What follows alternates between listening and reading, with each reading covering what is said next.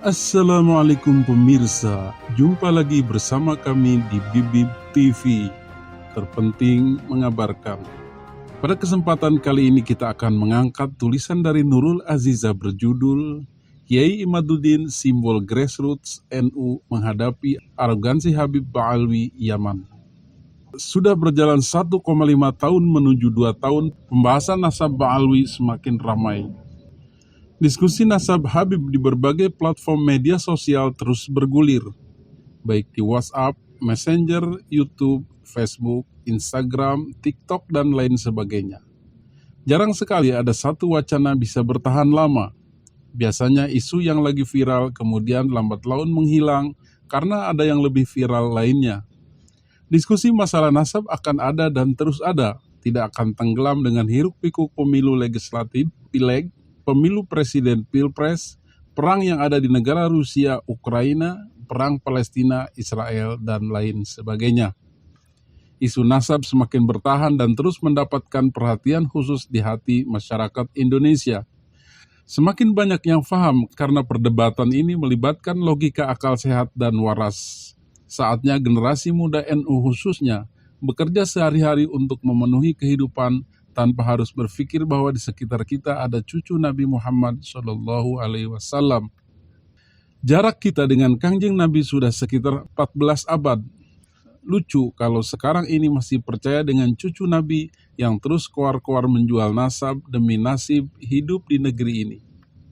Para Habib Ba'alwi ceramah sangat frontal. Setiap ceramahnya selalu membawa-bawa kalau yang dipanggil Habib itu orang yang mulia dibanding sesama pemeluk Islam di Indonesia. Atas perilaku habaib, yang paling tersinggung seharusnya para Nahdliyin warga NU. Ulamanya atau kiai tidak lagi sejajar dengan para habaib. Kedudukan kiai sebagai penerus zuriat pendiri NU memiliki sanad keilmuan dari guru-guru yang terhubung dengan Kangjeng Nabi malah disepelekan oleh habaib dari Yaman. Mengapa para Habib hidup di Indonesia, makan dari hasil tanaman yang ditanam di Indonesia, dan minum dari sumber yang ada di Indonesia, tapi tidak sekalipun membanggakan Indonesia? Habib dan Habibah selalu menyanjung negeri asalnya yaitu Yaman. Mereka mulai membuat cerita bahwa Pulau Jawa adalah pintu masuknya negeri Yaman. Sejarah yang ada di negeri ini sedikit demi sedikit diubah menjadi sejarah yang dilakukan oleh para Habib. Kuburan leluhur mereka banyak dimakamkan di Indonesia, kemudian menjual nasab Ba'alwi sebagai keturunan Rasulullah Muhammad SAW demi mengeruk keuntungan dari para pecinta habaib. Kontroversi gelar Habib terus dan akan terus menjadi kontroversi manakala ada beberapa oknum Habib yang terus berkata kasar, tidak sopan, membentak, arogan, dan tidak mencerminkan kalau mereka keturunan Nabi. Para oknum Habib yang mengaku keturunan Kangjeng Nabi Muhammad SAW terus bermunculan di media sosial seperti Facebook, Twitter, WhatsApp, Messenger, TikTok, Instagram, dan lain sebagainya.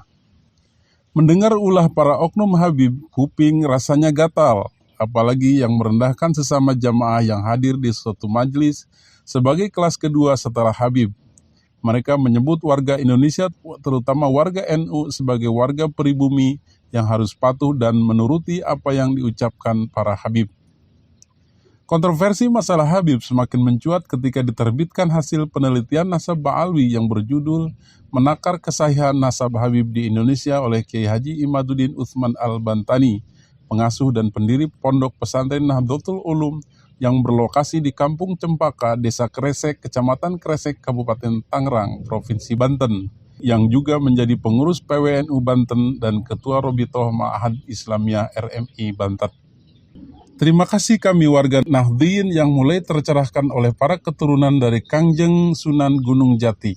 Dalam gamang jiwa yang gundah gulana karena kerinduan kami pada sosok Kangjeng Nabi Muhammad SAW yang nantinya bisa memberi syafaat saat kita di yaumil akhir. Ada ketakutan apabila nanti tidak diakui sebagai umatnya Kangjeng Nabi. Kemudian ada yang mengaku cucu Nabi. Para kiai terdiam, tidak bisa menyuarakan kebenaran. Para pemimpin negeri ini membiarkan kontroversi nasab Ba'alwi bertarung sendiri. Kemudian oleh cucu-cucunya Sunan Gunung Jati datang menyapa jiwa dan mengusap air mata.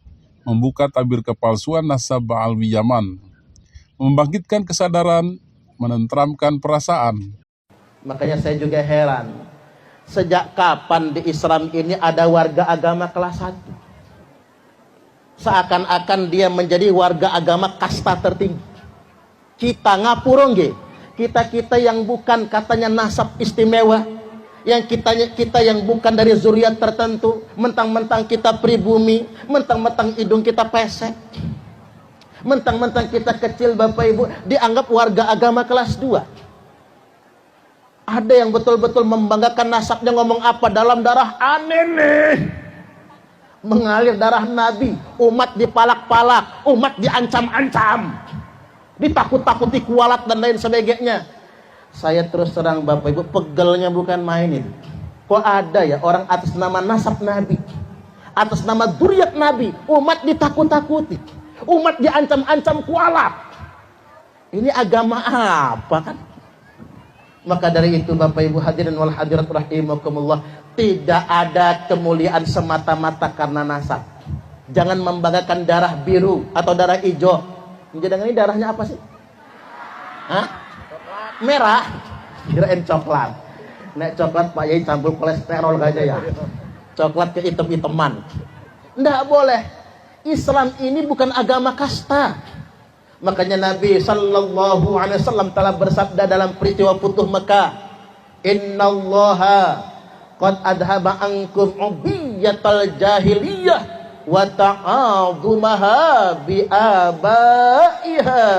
Sesungguhnya Allah telah mencabut dari kalian semua kebanggaan, kesombongan jahiliyah, wa ta'adzumaha bi abaiha, yang mereka itu membangga-banggakan, menyombong-nyombongkan leluhur mereka, menyombong-nyombongkan nasab mereka. Jadi menyombongkan nasab itu sifat masyarakat jahiliyah, kesombongan masyarakat jahiliyah. Jangan sampai sedemikian rupa. Makanya begini Bapak Ibu, muncul Kiai Imad, Kiai Haji Imaduddin Utsman Al-Bantani.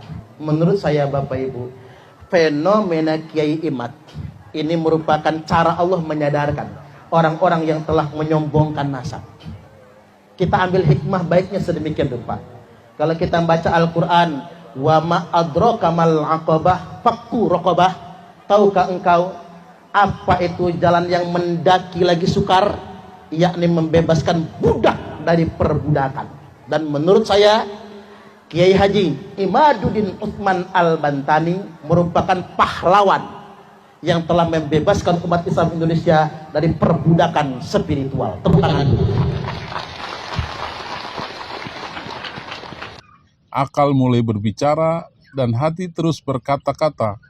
Akal mulai berbicara dan hati terus berkata-kata, menjernihkan pola pikir yang selama ini diberangus oleh para Habib Ba'alwi yang mengaku cucu keturunan Kangjeng Nabi. Pihak Rabithah Alawiyah menganggap cucu Wali Songo tidak ada, kalaupun ada itu dusta. Pernyataan ini memantik protes keras dari dzurriyyah Wali Songo, terutama dari Kesultanan Banten dan Cirebon. Kemudian para dzurriyyah Wali Songo lainnya ikut tergerak. Mereka membawa bukti manuskrip dan catatan keraton, catatan dari leluhur mereka dan bukti-bukti lainnya.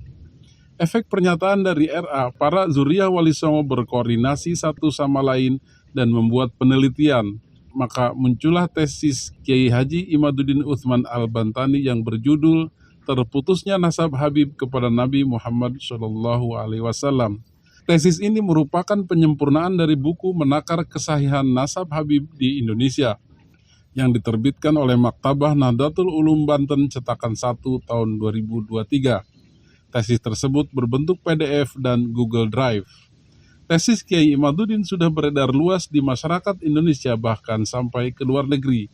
Tidak mudah bagi Kiai Haji Imaduddin Utsman Al-Bantani untuk mempertahankan tesisnya. Banyak yang menghujat dan memfitnah dengan bahasa yang kurang enak didengar atau dibaca. Alhamdulillah, perjuangan Kiai Imaduddin Utsman Al-Bantani, para cucu Wali Songo beserta warga Nahdliyin semakin banyak yang berhasil. Dulu yang mengidolakan para Habib sudah mulai sadar dan memihak Kiai Imad.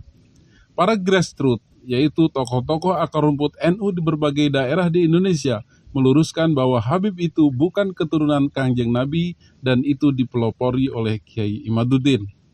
Kiai Imad simbol grassroots dari perjuangan yang tidak tahu kapan akan berakhir. Karena di satu sisi banyak yang membela Kiai Imad, tapi di sisi lain banyak yang menghujatnya.